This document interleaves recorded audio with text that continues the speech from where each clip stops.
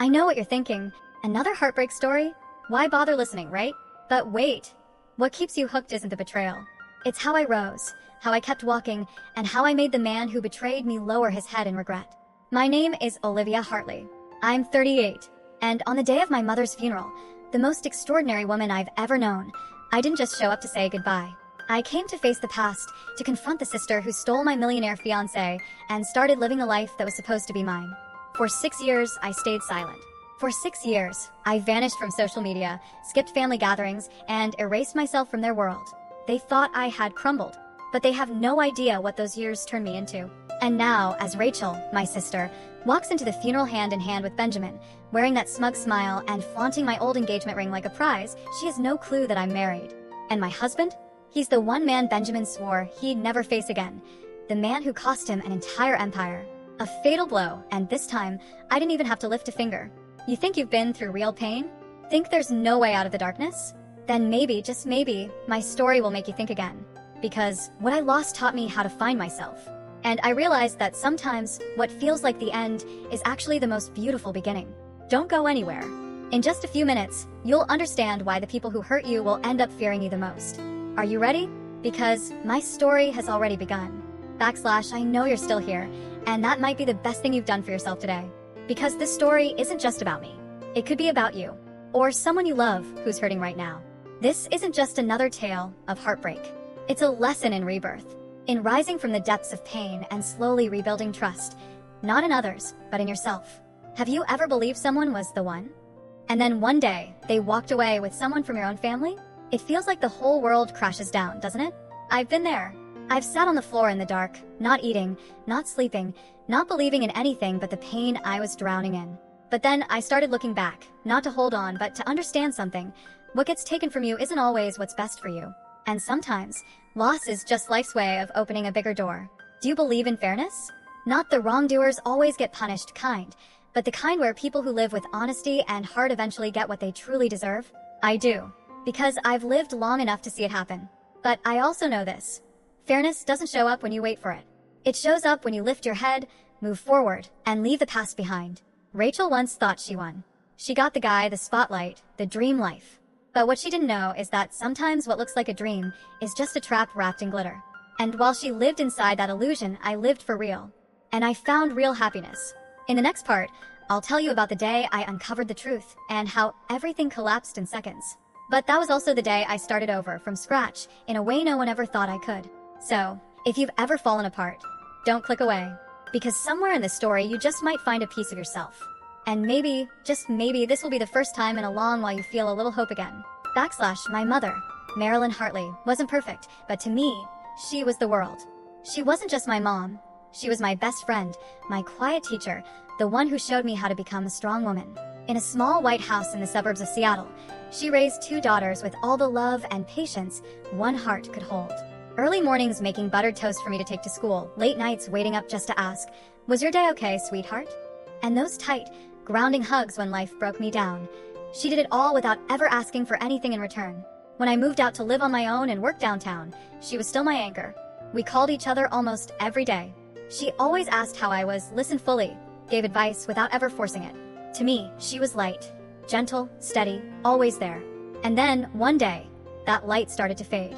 8 months ago, she was diagnosed with late-stage pancreatic cancer. The doctor didn't sugarcoat it. There wasn't much time left. I remember that moment like time froze. I couldn't believe it. I didn't want to. How could that strong, unshakable woman fall to something so cruel? But my mother, as always, was calmer than anyone. She looked at me with those soft eyes and said, "I'm okay. What I'm most worried about is that you're not truly happy." Back then, I didn't fully understand what she meant. I thought she was worried about my job, the stress, the city life. But now, standing at her funeral, replaying every word she said, I know she saw what I had been hiding. She once told me, "Life will hurt. You'll stumble. But don't ever let anyone steal the happiness you deserve." And when she asked me to forgive Rachel, I pushed back hard. But now I wonder, maybe she understood something I didn't. That forgiveness isn't for them, it's for you.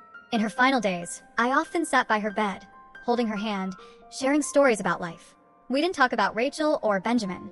We just talked about me, the girl who once believed in fairy tales, who shattered and was now piecing herself back together. She said, "Don't be afraid to start again. "You were once my light, now be your own." That was the last thing she said to me, before her hand let go, and I felt like half my world went with her. But I made a promise. I will find that light again, no matter what it takes. Even with a steady job and a cozy little apartment in downtown Seattle, my life always felt like it was missing something. I worked nonstop, 60 hours a week, managing marketing campaigns big and small, building teams, expanding networks. On paper, I was the picture of a successful woman. But in my heart, there was a void. I didn't date much, partly because I was always busy, partly because no one ever felt safe enough to open up to. Until one night, at a charity gala a college friend invited me to, I met Benjamin Clark. He stood out the moment he walked into the room. No spotlight, no grand introduction. There was just something about him that pulled every gaze. Maybe it was the confidence in his stride, that half smile of his, or simply the way the whole room seemed to slow down when he entered. I'd never been impressed by success, but Benjamin had something that made me curious. Genuinely curious. We were introduced by a mutual friend, and from the very first handshake, I felt something shift. He asked me about my work, my passions, not in the rehearsed, resume-style way I'd grown used to from powerful men, but with real interest. He listened, and when I laughed at some silly story, he looked at me like it was the most beautiful sound he'd ever heard. Just a few days later, Benjamin asked me to dinner at a restaurant overlooking Elliott Bay, where the city lights danced on the water like 1,000 broken stars. Dinner lasted 3 hours, and neither of us noticed time slipping by. When he walked me home, I called my mom while still standing at my front door. "Mom, I think this one might be real," I whispered. And from that moment on, it felt like a dream. We traveled to Oregon wine country, to Napa Valley, even had a spontaneous adventure to Iceland. Benjamin was thoughtful in every way, sending flowers to my office after each successful campaign, remembering every dish I loved, every song I played while working. Not a single day passed without a message. "You okay today?" Or "Can't wait to hear your voice tonight." After 18 months, he got down on one knee beneath the starry sky on a private yacht, a diamond ring gleaming in his hand, and certainty in his eyes. I said yes, without a second of doubt. I truly believed I'd found the one. I thought I was luckier than I'd ever dared to dream. What I didn't know was that this was only the beginning of the most painful fall of my life. Rachel, my younger sister, is 2 years younger than me, but ever since we were kids, she's had this kind of energy that draws people in. She's striking, sharp, and always knew how to turn any room into her own personal stage. We grew up in the same house, went to the same school, and loved our mom with all our hearts. But between us, there was always something simmering. A silent comparison that was never spoken, yet never went away. If I was the quiet one, the girl who read books and wrote in her journal, then Rachel was the one twirling in dresses, dancing, and soaking up compliments. And maybe from the start, she got used to being the center of attention. Mom always tried to be fair, one-on-one days with each of us, identical birthday gifts. But I think the unspoken comparisons planted something in Rachel, a strange need to have everything I had. Or more. I knew that. But I still chose her to be my maid of honor. When I told Mom I was engaged, she cried tears of joy. And then she gently suggested, "Let Rachel be your maid of honor. Maybe it'll bring you two closer." I hesitated. Honestly, I did. But I wanted to believe that by adulthood, we'd grown past the old cracks. I wanted my family to look whole on the most important day of my life. I introduced Benjamin to Rachel over dinner at home. She smiled brightly, constantly complimenting us. "You're so lucky. Benjamin, you're incredibly charming." She touched his arm when she spoke, laughed a little too loud at his jokes, and held his gaze longer than necessary. I noticed, but I told myself Rachel was just being friendly. She's always been like that. At our engagement party in Mom's backyard, Rachel helped set everything up. She strung up lights, picked flowers, arranged the tables. She seemed genuinely excited. But now and then, I caught her watching Benjamin quietly. Not with envy, but with calculation. A kind of look that sent a chill through me. That night, after most of the guests had gone, Mom pulled me into the kitchen. She looked at me like she was choosing her words carefully. "Olivia, I noticed Rachel seems a little too interested in Benjamin." I laughed it off. "Mom, no. She's just being nice. Besides, she's seeing someone at that pharmaceutical company, remember?" Mom didn't push. She just quietly packed up leftover pastries into a box. But her eyes, those eyes that had never been wrong, stayed with me for days after. Looking back now, I wish I had listened more closely. I wish I hadn't underestimated a mother's instinct, or overestimated a sister's kindness. There are warnings in life we only understand when it's already too late. My mother was always perceptive. She never spoke harshly, never planted suspicion, but she could see what lay beneath the surface. And that time was no different. The engagement party had just ended. Mom and I were cleaning up in the kitchen. Rachel had gone upstairs, saying her legs were tired, and Benjamin was outside helping clear the tables in the backyard. I was rinsing wine glasses, chatting with Mom about my upcoming dress fitting, where we might order the cake, and how the guest list kept growing longer. She was quiet for a moment, then softly said, almost in a whisper, "Olivia, I don't want you to think I'm being suspicious, but Rachel's been paying a bit too much attention to Benjamin lately." I turned to look at her, still holding a half-washed glass. "You really think so?" "I just figured she's excited to help. Plus, she's got a boyfriend, some guy from that pharmaceutical company." Mom nodded slightly, but her eyes were distant. "That's true. But you know your sister. She's always wanted what you had. Since you were kids, whatever you had, she had to have too." I laughed it off, trying to lighten the mood. "Come on, Mom. We're not kids anymore. We've all got our own lives now. Rachel's changed. And Benjamin, he loves me. I can feel it." Mom didn't argue. She just went on carefully packing leftover pastries into plastic containers, the same gentle, meticulous way she'd cared for us all those years. But her eyes still unsettled. That night, when I got back to my apartment downtown, her words kept echoing in my head. I opened my phone and started scrolling through some of the engagement party photos. In a few of them, Rachel was standing near Benjamin, a little too close, maybe. In another, she was looking straight at him while he was looking elsewhere. Not with jealousy, but with a certain assessment, like she was sizing something up. I shook my head. "I'm overthinking," I told myself. "Mom's just being overly cautious." I trusted Benjamin. I trusted the love we had built through shared travels, late-night conversations, and dreams for the future. I couldn't believe a man like him, mature, kind, grounded, could ever look at my sister that way. No way. But the truth, as I was about to learn, doesn't care whether you believe in it or not. It unfolds anyway, quietly, piece by piece. And by the time you finally see it for what it is, it's already too late. At first, it all happened so slowly, so subtle that no one really noticed. Not even me. Maybe that's how betrayal always begins, quietly, carefully, wrapped in explanations that sound perfectly reasonable. Benjamin started coming home later. He said he was prepping for an important round of fundraising. As a tech investor, it wasn't unusual for him to be busy. But before, no matter how hectic things got, he always sent a quick text. "Running late tonight. Go ahead and eat without me." Now, nothing. I'd sit alone in our apartment with a cold dinner and a text that came after 9 p.m. Still in meetings. "Sorry." On the nights he did come home, we didn't talk like we used to. I'd tell him about the campaigns I was running, a difficult client, a new coworker. He'd listen sort of, but his eyes were glued to his phone. "Keep going, I'm listening," he'd say without even looking at me. And sometimes I'd catch him smiling, not at me but at something on that screen. I started noticing the little things, like the scent on his collar, floral, bold, not the perfume I wore.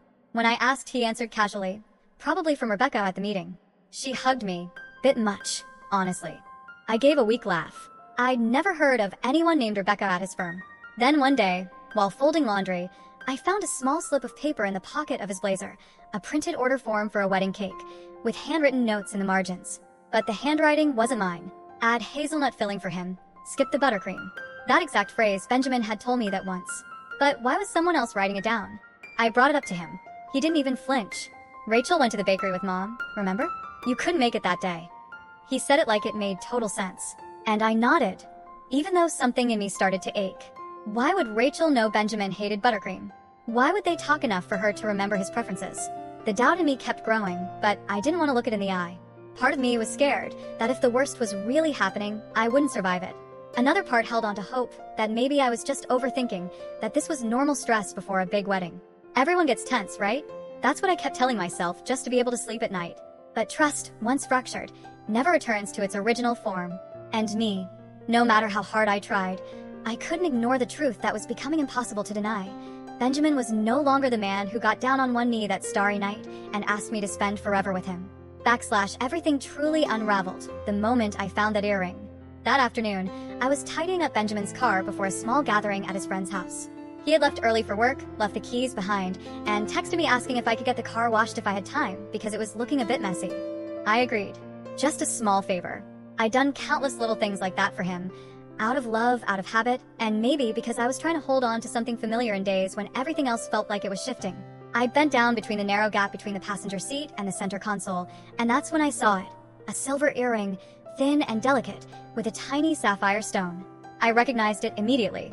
It was one of the earrings Rachel wore at my engagement party, a gift from our grandmother. I'd even helped her fix the loose clasp on the left one. How could I possibly forget? My whole body froze. I picked it up, placed it in the palm of my hand, and stared at that tiny object that suddenly felt as heavy as a brick.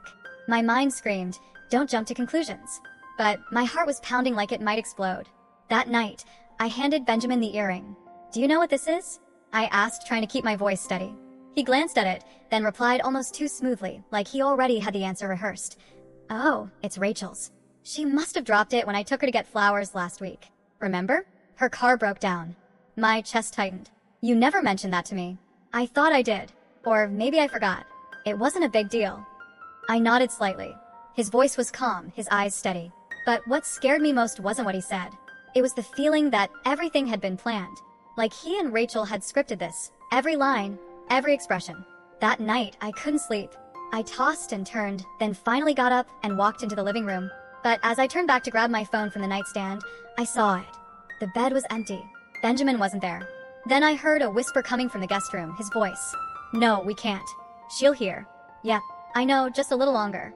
I promise." I stood there, frozen. I didn't need to know who was on the other end of the line. I already knew. I felt it, in every corner of my gut, that all the fears I'd buried were true. And the cruelest part wasn't that they betrayed me. It was that they had calculated it, so I couldn't prove a thing.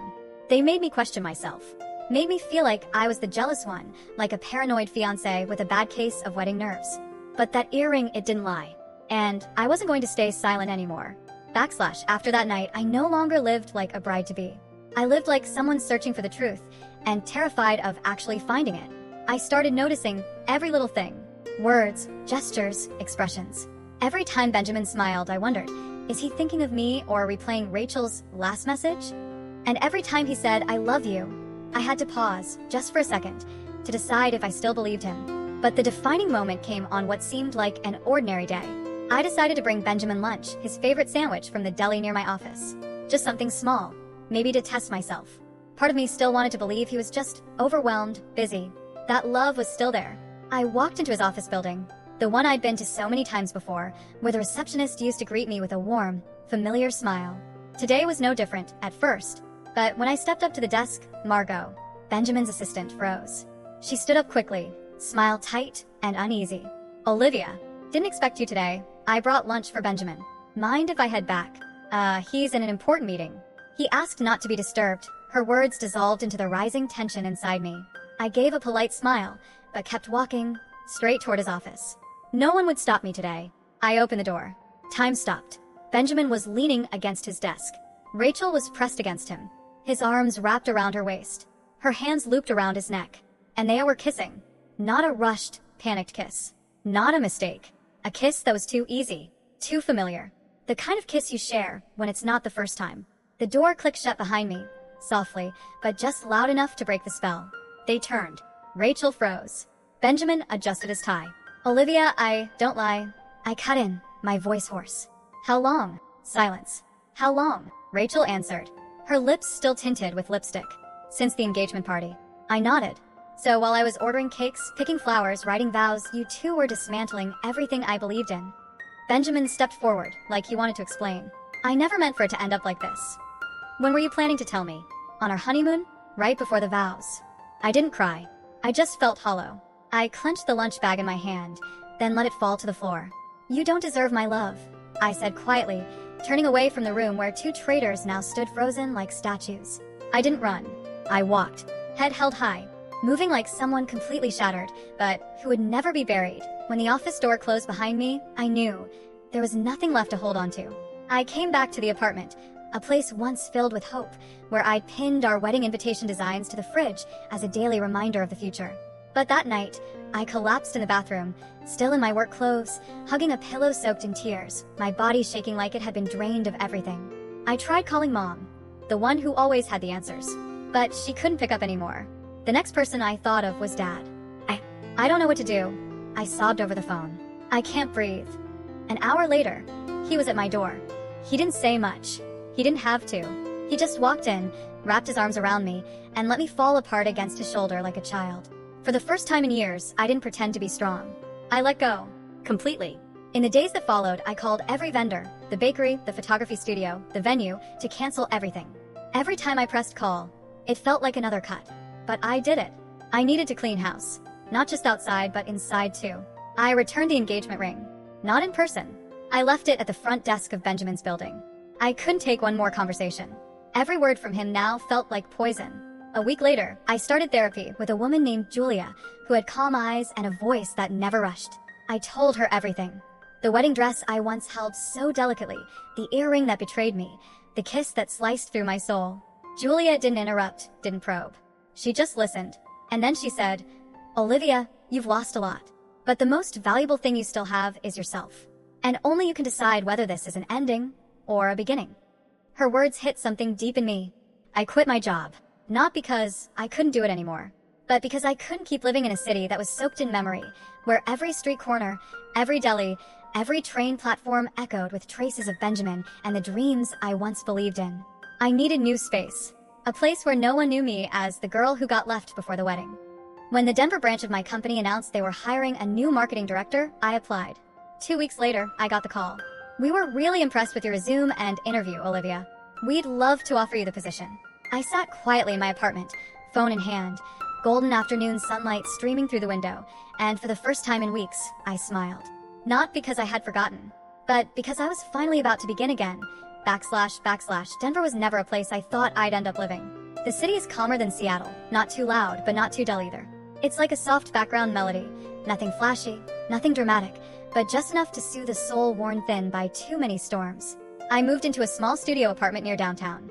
It didn't have a wide balcony overlooking the ocean like my old place, but it had morning sunlight and just the right amount of silence to hear myself again.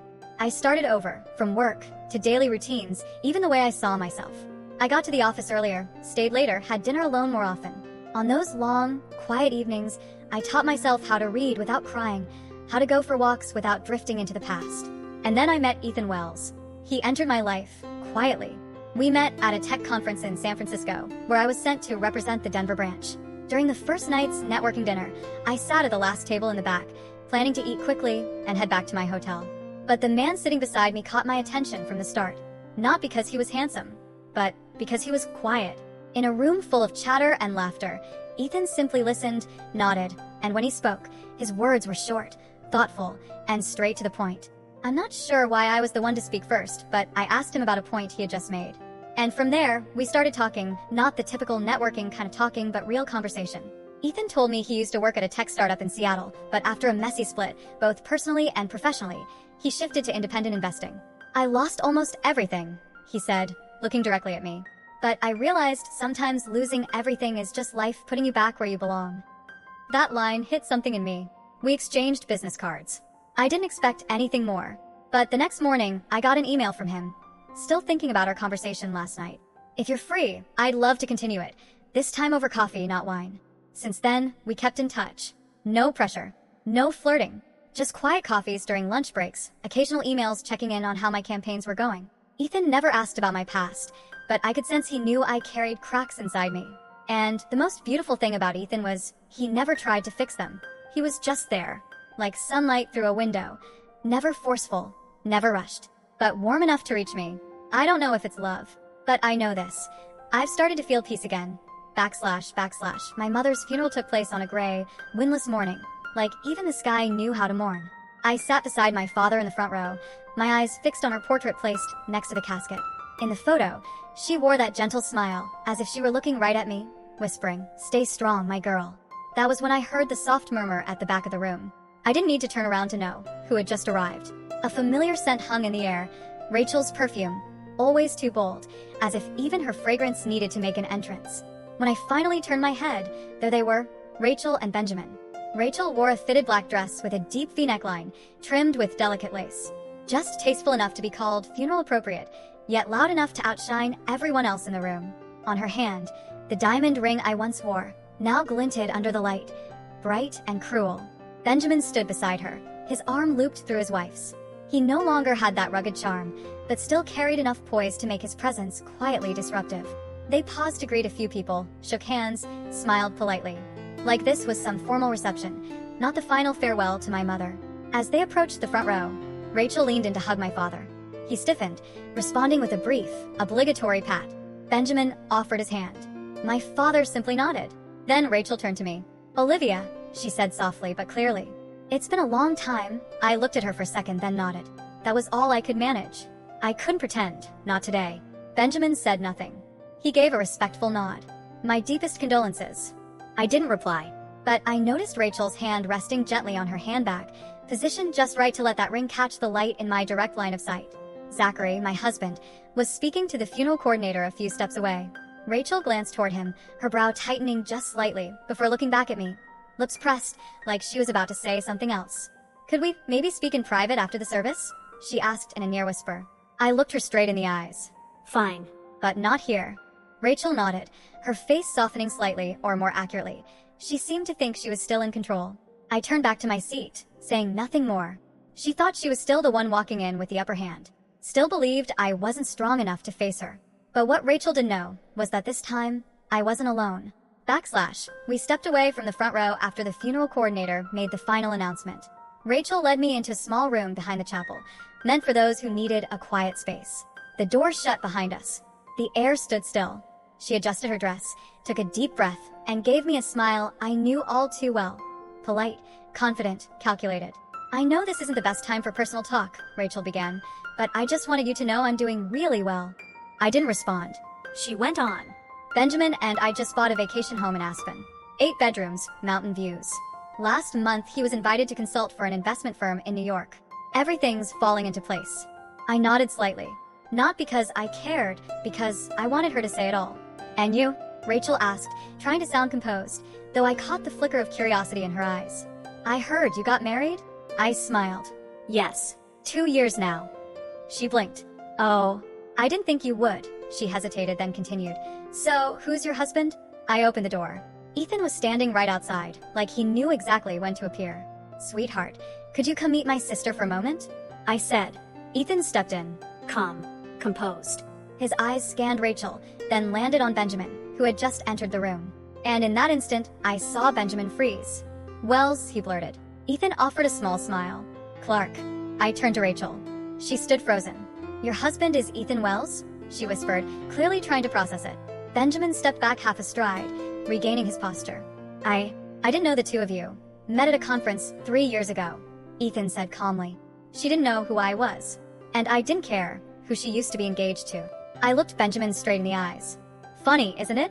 You lost the Innocore deal because you backed the wrong horse. The one who backed the right one was Ethan." Ethan gave a modest nod, the kind that somehow said everything without saying much. "I remember it well," he added. "You called that startup a gamble. I called it an opportunity. Guess you still remember how that turned out." Benjamin's face flushed. Rachel stood silently, her hand still resting on her expensive designer bag, now looking far less proud than it did 10 minutes ago.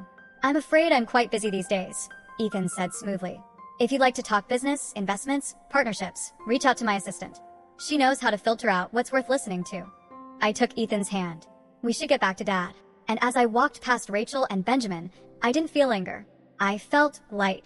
Because for the first time in 6 years, I didn't need revenge. Just living well was enough to make them regret everything. Just as we returned to the main hall, a hush started to ripple through the crowd like a thin wave. Maybe the confrontation between me, Ethan, and the two of them hadn't been as discreet as I thought. There were glances, quick, sidelong stares, murmurs, then people looking away like they had just witnessed a high-speed collision. I didn't care. The only thing I cared about now was my father. He sat motionless in the front row, gripping the head of his cane, eyes locked on the photo of my mother. When I stepped closer, I noticed his back trembling slightly. Then he clutched his chest. "Dad," I gasped. He leaned forward, his lips moving as if to say something, but no sound came out. His face went pale. Beads of sweat gathered at his brow. My heart stopped. "Ethan," I cried out. He was at my side in seconds. "It's his chest," Ethan said urgently, holding my father steady. "Call a doctor. Now."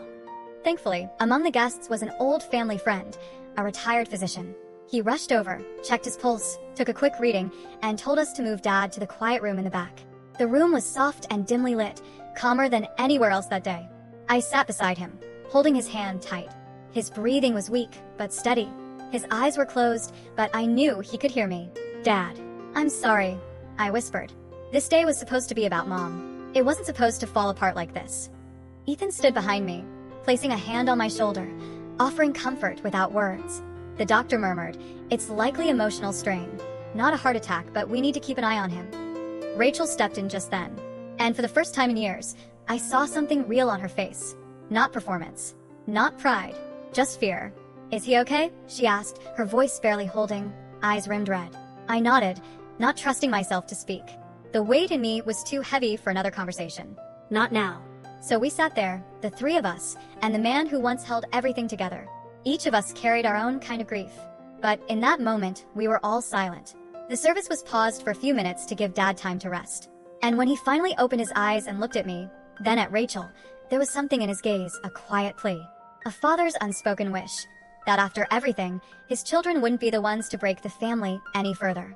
That night, after the funeral ended and the last guests quietly made their way out, my parents' house suddenly felt too still.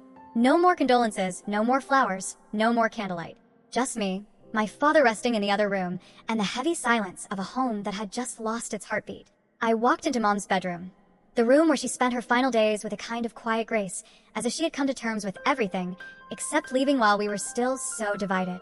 On her vanity, everything was still in place. A small oak jewelry box, a half-used jar of hand cream, a framed photo of our family from my college days. I ran my fingers across each item, as if touching memories. And then, I opened the bottom drawer. There it was. A brown leather journal, simple and unmarked, tied with a thin blue ribbon. I opened it. My mother's handwriting appeared, soft, round, and neatly arranged, just like she was. It was a diary. Each page held short entries about what she cooked for dinner, how our garden was blooming, how much she missed me after I moved out, and the pain she carried when Rachel and I stopped speaking. / Today is Olivia's birthday. Rachel didn't call. She said she was busy. Olivia didn't mention her. The air between them, it makes my heart ache, like I've failed somehow. / I flipped through the pages quickly. I didn't even realize I was crying. / I can't give up. I still hope that one day, my two daughters will sit beside each other. Not at a funeral, but at a dinner table filled with laughter. / And on the last page, the writing was shakier, more fragile. / I'm nearing the end of my road. If I have just one wish, it's to see Olivia and Rachel forgive each other. Not for me, but for themselves. They deserve to have a sister. They deserve each other. Not resentment. / I sat on the bed, still as stone, clutching the journal to my chest. My heart felt like it was being squeezed from the inside. I once told my mother, I can't forgive Rachel. I believed I had every right. That betrayal was something you simply couldn't excuse. But now, with Mom gone, I realized something. What I hated most wasn't the betrayal. It was the feeling that I'd lost a part of myself. The big sister who used to protect her little sister, who used to share popsicles, who used to hide scraped knees so Rachel wouldn't get scolded. Maybe. I hadn't fully closed that door after all. I wiped my tears, placed the journal in my lap, and looked out the window at the faint glow of city lights. Maybe it was time to stop living only for myself. Maybe it was time to listen to Mom. One last time. / The next morning, just as I was finishing my cup of coffee in the kitchen, the doorbell rang. The sound wasn't loud, but it echoed strangely through a house still full of memories and missing a mother's warmth. I walked to the door and found myself face to face with Rachel. She wasn't wearing an elegant dress or heavy makeup like yesterday. Today, Rachel stood before me in a pale gray coat, her hair hastily tied back, and in her eyes, not a trace of defense. "Can I come in?" she asked softly, her voice rough. I stepped aside, letting her in, and led her to the kitchen. We sat down, each on opposite sides of the table. My coffee was still warm, but my hands had turned cold. A long silence settled between us. "I'm sorry," Rachel began. "Not just for yesterday. For everything." I looked at her, said nothing. My silence became either an invitation or a test. She lowered her head, wringing her hands together. "I thought I'd won," she said. "When I got Benjamin, when I moved into that big, beautiful house, I believed I had surpassed you. I had love. I had a life everyone envied. But it turns out I just traded one kind of brokenness for another kind of illusion. And now, I don't know how to go back. Benjamin wasn't who I thought he was," she continued, her voice trembling. "Right after the wedding, he changed. Everything grew cold. He controlled me, every dollar I spent, every call I made. I used to think it was just stress. But no, he likes it that way. He likes knowing I had no friends left. No freedom." Rachel looked up, eyes red. "You know, the pictures online? They only show part of the truth. The house is real. The vacations are real. But behind the camera, it was cruelty. It was loneliness so deep, I forgot who I was." I gripped my coffee tighter, still unable to speak. My heart ached. My mind was tangled. This was Rachel, the one who had betrayed me. But it was also Rachel, my little sister, unraveling in front of me in a way I'd never imagined. "I'm not saying all this for forgiveness," she said. "I'm saying it because I can't live another day inside a lie. I've met with a lawyer. I'm leaving him. I don't want anything from him. I just want to live honestly for the first time after so many years of pretending." I sat there, torn. My heart pulled in opposite directions. My thoughts a storm. Forgiveness? No. I wasn't ready, but understanding. Maybe, just maybe, I had started, //. We sat in silence in Mom's familiar kitchen, the same kitchen that once echoed with family dinners and laughter, the place where she used to make chicken soup for each of us when we were sick. Today, that space became the witness to a conversation I never thought would happen. I looked at Rachel, her hair messy, eyes swollen. But for the first time, there was no mask. She wasn't a sister who used to walk into a room like there were invisible stage lights behind her. She wasn't the proud woman flashing a ring, a house, and the illusion of happiness. She was just Rachel, broken, bare, and finally telling truths I had only ever heard as rumors. I took a deep breath. "You know," I began, my voice barely a whisper, almost afraid it might shatter under its own weight. "The hardest part wasn't losing Benjamin." Rachel looked at me, unblinking. "The hardest part," I continued, "was feeling betrayed by someone I thought was family. Every time I remembered the wedding, I remembered you, standing in Mom's backyard, watching us like you were counting the steps to insert yourself." I clenched my hands, the pain tightening across my chest. Rachel lowered her head. She didn't deny it. And for 6 years, every time I saw a wedding bouquet or heard one of those old songs, I asked myself, was it me? Was I not good enough for both my fiancé and my sister to walk away? Tears slid down my hand, one by one, quiet and slow. "But today," I said carefully, "hearing you speak, seeing you like this, I realized no one truly won that game. Not you. Not me." Rachel looked up, her eyes close to breaking. "I don't know if I can forgive," I exhaled. "I'm not sure my heart can reopen a door that's been sealed shut for so long." She nodded, tears welling. "I understand. I'm not asking for anything. I just want you to know, I truly regret it. And if one day you're ready, I'll be here, not to defend myself, just to listen." I stood up, walked over to the table, and pulled a tissue from the box. I handed it to her. "That's the first thing you've said," I said, trying to smile, "that I believe completely. And maybe that's a start. Not forgiveness. Not full reconciliation. But a small crack in a wall that had been sealed for years, just wide enough for the // to shine through, //. That conversation with Rachel felt like a summer rainstorm, sudden, intense, but leaving behind air that was easier to breathe. I left my mother's house the next morning and returned to Denver in silence. Ethan met me at the airport with a gentle hug, no questions, just a long look, like he already knew something inside me had shifted. We returned to our daily rhythm.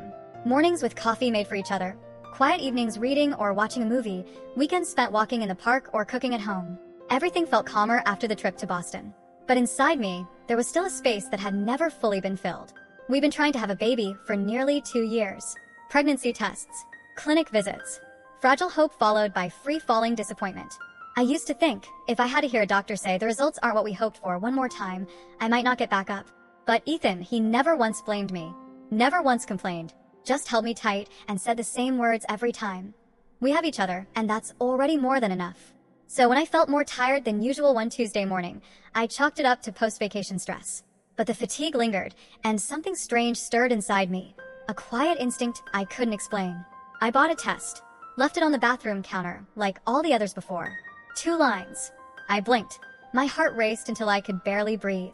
I thought I was seeing things. Took a second test. Still 2 lines. I dropped onto the closed toilet lid, cradled my stomach with both hands, and laughed.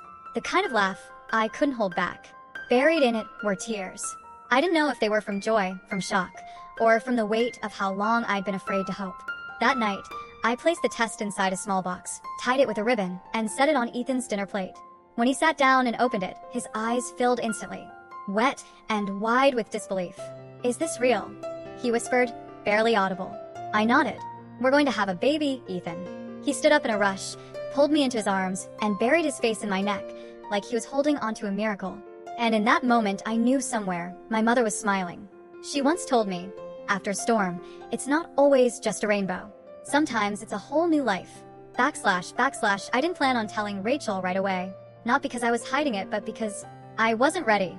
There was still a part of me that wanted to hold this happiness close, keep it just for myself. At least in these early days. when everything still felt as fragile as a dream just beginning to take shape. But Mom used to say, great joys are meant to be shared, especially with those who've lost too much. In the 11th week of my pregnancy, I received a small package.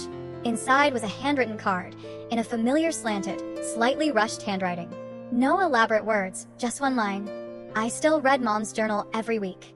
I learned something new each time I turn a page. And today, thinking of her, I thought of you. Tucked underneath was a photo. Rachel standing in front of a small Christmas tree in her new apartment, wearing an oversized sweater, hair loose, no makeup. She held a gingerbread cookie shaped like a heart. A note on the back read, "The first Christmas I've felt light again. Thank you for not fully closing the door." I held the photo for a long time. Then, I picked up my phone and typed a short message, "You're going to be an aunt." Less than a minute later, the phone rang. I looked at the screen. Rachel. My hands trembled slightly, but I answered. There was no voice right away, just the sound of a breath, quiet and trembling. Then her voice came through, choked and soft. "Is it true?" I smiled, tears spilling silently. "Yeah, I'm pregnant. 11 weeks. "Oh my God," she whispered. "I don't even know what to say. I'm so happy for you. Truly." I hesitated for a second. Then I asked, "Are you okay?" A pause. "I'm trying," she said. "The new place is small, but warm. I'm working at a small marketing firm, not glamorous, not high-end, but I'm relearning how to do things from scratch. No more lies. No more pretending to be someone I'm not." I closed my eyes. Mom, if you're listening, do you see this? Somehow, even the things we thought impossible still find a way to begin again. When we were little, I whispered, Mom once told me, when your baby is born, let the first person to hold it, besides the parents, be someone who will truly love them. Rachel was silent. I continued, gently but firmly, if you want, I'll let that person be you. A quiet sob escaped the other end. I promise. 3 months after that emotional phone call, Rachel officially sent me a scanned copy of her signed and certified divorce papers. No long explanation, just a single line in her email, closing one chapter to begin another, for myself and for everyone I've hurt. I read that sentence over and over, feeling both a lightness and a quiet ache. It wasn't just a legal decision, it was the end of a persona she had worn for years. For the first time, she chose to walk away, not in pursuit of something, but to escape a place that had been holding her captive. She moved to Austin, Texas, a vibrant but not overwhelming city where she could start over without the shadow of her past trailing behind her. She rented a small one-bedroom apartment near a park full of trees. No more luxury furniture, no more expensive art.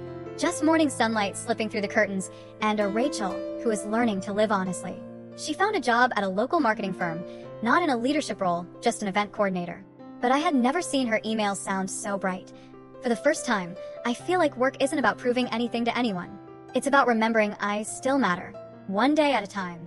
Rachel began going for morning walks, practicing yoga on weekends, and attending a support group for women who had endured emotional abuse in marriage. She told me that hearing other stories helped her reflect on her own, not to justify anything, but to learn how to forgive herself. She started keeping a journal, not for social media, not to impress anyone, just to have honest conversations with herself. I write about you a lot, she admitted in a message. About the things I did wrong, the things I wish I could take back, and the things I still hope to someday make right.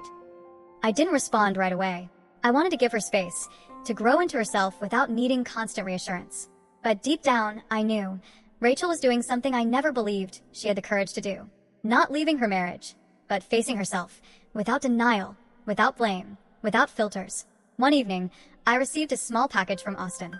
Inside was a soft-covered notebook. Simple, unadorned, tucked with a note. The first page is about you. No more anger, no more envy, just gratitude because you're still here. I ran my hand over the cover, my chest tightening. Sometimes, forgiveness doesn't begin with an apology. It begins when someone dares to live better, for themselves, and for the ones they once hurt.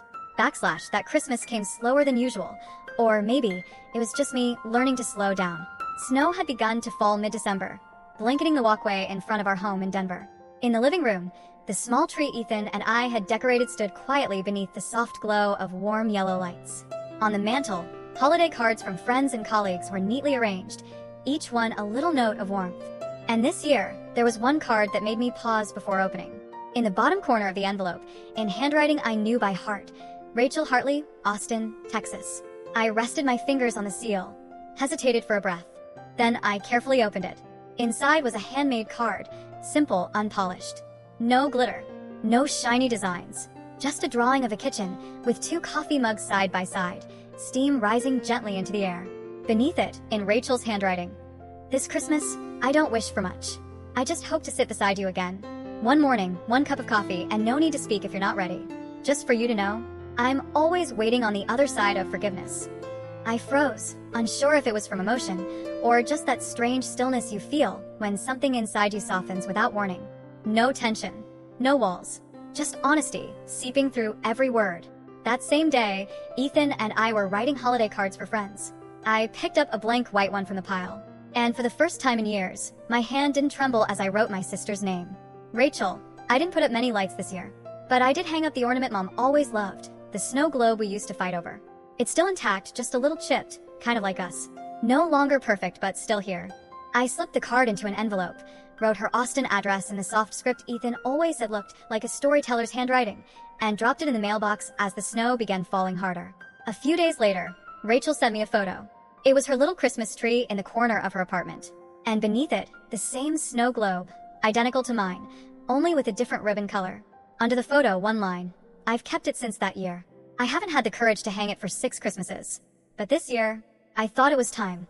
I looked at the screen, my hand resting instinctively on my belly, where a small life was quietly growing, and I smiled. Because I knew a new season had truly begun. // my dear child, I'm writing this letter while you're still growing quietly inside me. You haven't yet seen the sun, or known just how beautiful and messy this world can be. But I want to leave you these words, so that one day, if your heart ever feels broken, you'll know you're never alone. I once went through a kind of pain I didn't think I could recover from.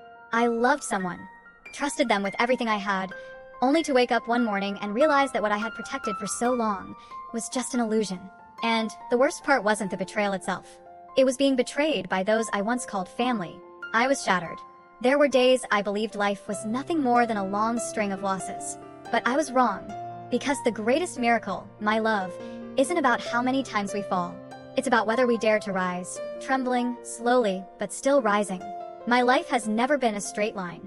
It's had twists, cliffs, turns I never saw coming. But those unexpected paths led me exactly where I was meant to be. To your father, the quiet man who never needed big words, just presence. And to you, the gift I once believed I wasn't worthy of. If one day you're hurt, I hope you don't hide it. Don't force yourself to be stronger than you need to be. Give yourself permission to cry, to fall apart. But then, when the tears have run their course, I hope you rise. Because no one, not even those who hurt you, gets to decide if you'll be happy. Only you have that power. Remember this. Forgiveness doesn't mean forgetting. It means choosing peace over bitterness. It means choosing the future over being trapped in the past. And if one day you feel lost, come back to the simplest things. A warm cup of tea, a call to someone you trust, a book, a song, or a hug from me, if I'm still here to give it. You, my child, are proof that the most beautiful things sometimes come after everything we thought we couldn't survive. I love you. Always. Mom, Olivia, // if you've stayed with me until the very last moments of this journey, thank you, truly, from the bottom of my heart. My story wasn't told to relive betrayal, or to hold on to anger. It's here to show that none of us walk through life without falling. At least once. But more importantly, what matters is what you choose to do after the fall. There was a time I thought loss meant the end. That once someone shattered your trust, you'd never feel safe again. But I've learned, through sleepless nights, through therapy, and through the gentle love of the man I now call my husband, that safety isn't a place. It's a person. It's who you choose to walk beside. And forgiveness, it's not a gift for others. It's a gift you give yourself, so you're no longer chained to the pain of the past. So you can breathe deeper, walk steadier, and love again, even with a heart that once cracked wide open. Rachel and I, we may never be what we once were, but we've learned to look at each other through new eyes. No more envy. No more ghosts of the past. Just 2 women, both wounded, both healing, both learning how to be better than we were. If you're listening to me now, maybe you're carrying a hurt of your own.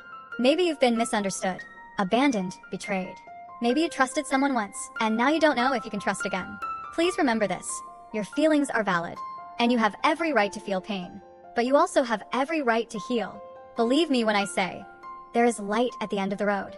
Even if you can't see it today, it's still there, waiting for you to arrive. If this story touched something in you, even in the smallest way, leave a comment below. Tell me your story, or just say, I understand. because someone else might be reading and realize they're not alone. And if you want to walk with me a little longer through stories of rebirth, resilience, and beautifully unexpected endings, hit like, subscribe, and share this video with someone who might need a spark of hope. Because sometimes just one story can change a day. Thank you for listening. We'll meet again, in that place where broken hearts are being mended by nothing more than kindness. Until then, Olivia.